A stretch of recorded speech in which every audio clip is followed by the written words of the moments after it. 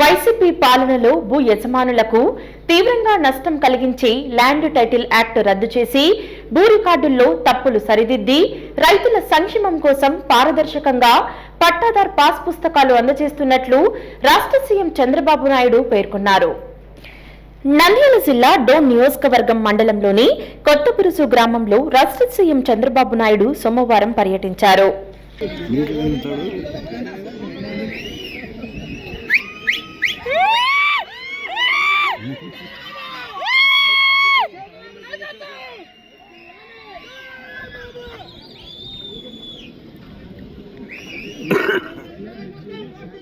కొత్తపురుసు గ్రామానికి చేరుకున్న సీఎం చంద్రబాబు నాయుడుకి రాష్ట్ర మంత్రులు, నంద్యాల జిల్లా ఎమ్మెల్యేలు హెలిప్యాడ్ వద్ద టీడీపీ నాయకులు స్వాగతం పలికారు.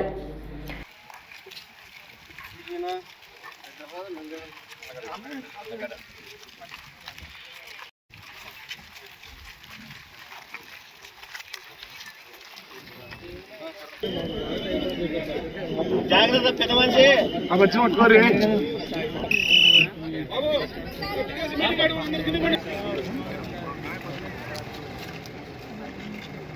సభ వేదిక వద్ద ఏర్పాటు చేసిన వివిధ స్టాళ్లను సీఎం సందర్శించారు. కమ్యూనిటీ బెనిఫిట్స్ బాగా వచ్చినాయి సార్. ఊర్లలో స్కూల్స్ కానీ లేదంటే ఆరో ప్లాంట్స్ ఎస్టాబ్లిష్మెంట్ కానీ మంచి సపోర్ట్ మనకి. ఒకటి స్లాబ్ కు ఉపయోగించేది ఒకటి ఇదంతా ఉపయోగిస్తారు. మిగిలినటి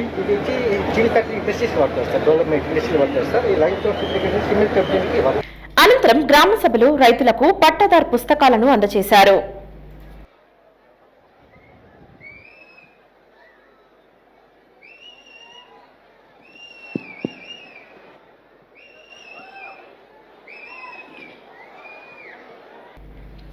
గత వైసీపీ ప్రభుత్వం రాష్ట్ర వ్యాప్తంగా రైతులకు తీవ్ర అన్యాయం జరిగే విధంగా ల్యాండ్ టైటిల్ యాక్ట్ తీసుకుని వచ్చి రైతుల నుంచి బలవంతంగా పొలాలను తీసుకోవటం జరిగిందని, పొలం ఇవ్వని రైతుల భూములను 22A కింద చూపించి తీవ్ర ఇబ్బందులకు గురి చేసినట్లు ఆగ్రహం వ్యక్తం చేశారు. దీంతో కూటమి ప్రభుత్వం అధికారంలోకి రాగానే రైతులకు తీవ్ర అన్యాయం జరిగే ల్యాండ్ టైటిల్ యాక్ట్ రద్దు చేస్తూ మొదటి సంతకం చేయటం జరిగిందని పేర్కొన్నారు. ఇదే జిల్లాలో పాండ్యం నియోజకవర్గంలో నేను చాలా బాధపడి పట్టాదారు పాసు పుస్తకాన్ని కాల్చి ల్యాండ్ టైటిలింగ్ యాక్ట్ రద్దు చేస్తానని ఆ రోజు మీ అందరికీ హామీ ఇచ్చాను. ఆ చట్టాన్నే కాల్చాను. గవర్నమెంట్ వస్తానే నేను మొట్టమొదటిసారిగా ఆ ల్యాండ్ టైటిలింగ్ యాక్ట్ని రద్దు చేశాను. రెండో విషయం మీరు గుర్తుపెట్టుకోవాలి. భూమి మీది మీ నాన్న ఇచ్చాడు, మీ పూర్వీకులు ఇచ్చారు, లేకుంటే కష్టపడి భూమి మీరు కొనుక్కున్నారు.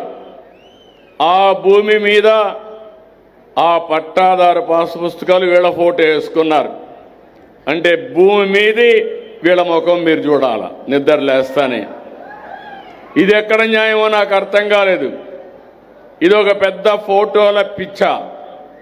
ఆ ఫోటోల పిచ్చితో మీ జీవితాలతో ఆడుకునే పరిస్థితికి వచ్చారు.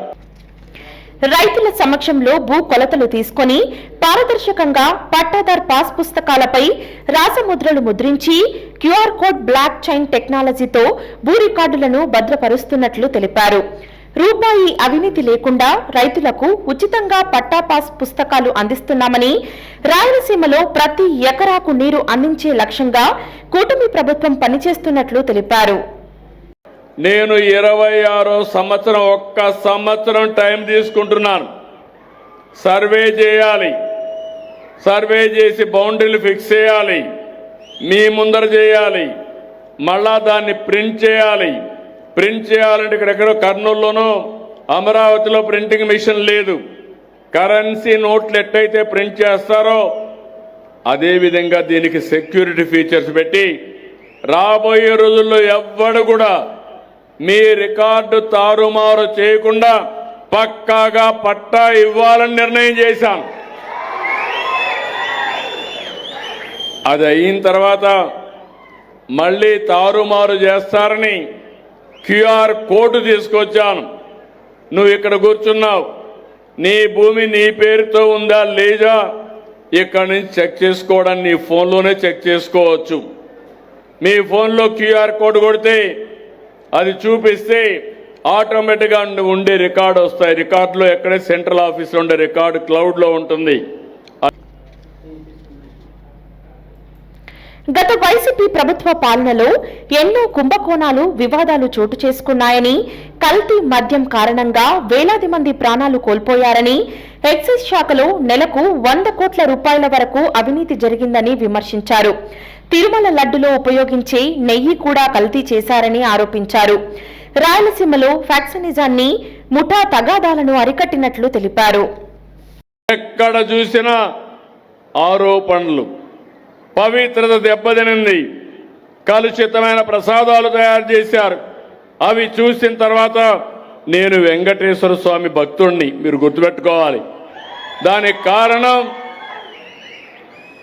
నేను తీవ్రవాదులపైన పోరాడాను, ముఠా నాయకులపైన పోరాడాను, మత విద్వేషాలు రెచ్చగొట్టే వాళ్ళపైన పోరాడాను, రౌడీల్ని ఎక్కడ కూడా రోడ్డు మీదకి రానియకుండా చేశాను. ఇక్కడ ఈ రాష్ట్రమే కాదు, సమైక్య ఆంధ్రప్రదేశ్ చేశాను. డోన్ నియోజకవర్గంలోని 30 చెరువులకు హంద్రినీవా ప్రాజెక్టు ద్వారా నీరు అందిస్తున్నట్లు తెలిపారు. హంద్రినీవా ప్రాజెక్టును ప్రారంభించింది ఎన్టీఆర్ అని గుర్తు చేశారు. భగీరథని స్ఫూర్తితో రాయలసీమలోని ప్రతి ఎకరాకు నీరు అందించి సస్యశ్యామలం చేయాలనే సంకల్పంతో కూటమి ప్రభుత్వం పనిచేస్తున్నదని పేర్కొన్నారు. రాయలసీమ ప్రాంతంలో రైతులు ఉద్యాన పంటల వైపు దృష్టి సారించాలని కోరారు. రాయలసీమను దేశంలో హార్టికల్చర్ హబ్ గా అభివృద్ధి చేయటం ప్రభుత్వ లక్ష్యమని వెల్లడించారు. తల్లికి వందనం ద్వారా కుటుంబంలో ఎంతమంది పిల్లలు చదువుతుంటే వారికందరికీ 15,000 రూపాయలు ఆర్థిక సహాయం అందచేయటం జరిగిందని, మహిళల సాధికారతకు ప్రాధాన్యమిస్తూ స్త్రీశక్తి కార్యక్రమం ద్వారా మహిళలకు ఉచిత బస్సు ప్రయాణం మరియు 3 గ్యాస్ సిలిండర్లు ఉచితంగా అందిస్తున్నట్లు పేర్కొన్నారు. మీరు చూశారు కదా, ఈరోజు నేను అడుగుతున్నా మిమ్మల్ని, గుండె మీద ధైర్యం వేసుకొని చెప్పండి. ఇటీవల కాలంలో ఈ డోన్ నియోజకవర్గంలో 30 చెరువులకు నీళ్లు హంద్రినీవా ద్వారా ఇచ్చామా లేదా అని మిమ్మల్ని అడుగుతున్నా. ఆ హంద్రినీవా ప్రవేశపెట్టింది, ఆ ఆలోచన వచ్చింది నందమూరి తారక రామారావు గారికి. రాయలసీమలో హంద్రినీవా, నగరి గాలేరు, తెలుగు గంగ, SRBC ఇవన్నీ ఆయన శ్రీకారం చుట్టాడు. నేను వచ్చిన తర్వాత ఇవన్నీ పూర్తి చేసే అదృష్టం నాకు వచ్చింది. మీరు గుర్తుపెట్టుకోవాలి, ఈరోజు హంద్రినీవా పోకపోతే ఆ నీళ్లు మీ చెరువులకు వచ్చేటి కాదు.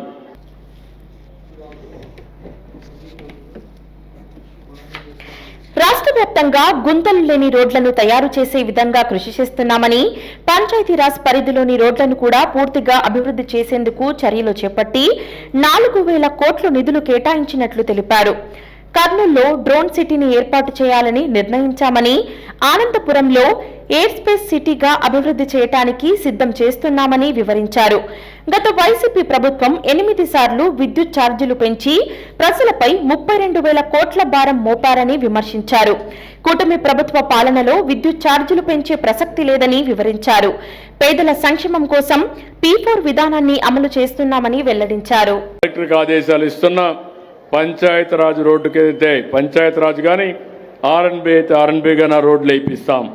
ఇది కాకుండా CC రోడ్లు 3.1 కిలోమీటర్లు ఉన్నాయి, ఇంకా 1.2 కిలోమీటర్లు వేస్తే అవి కూడా పూర్తవుతాయి.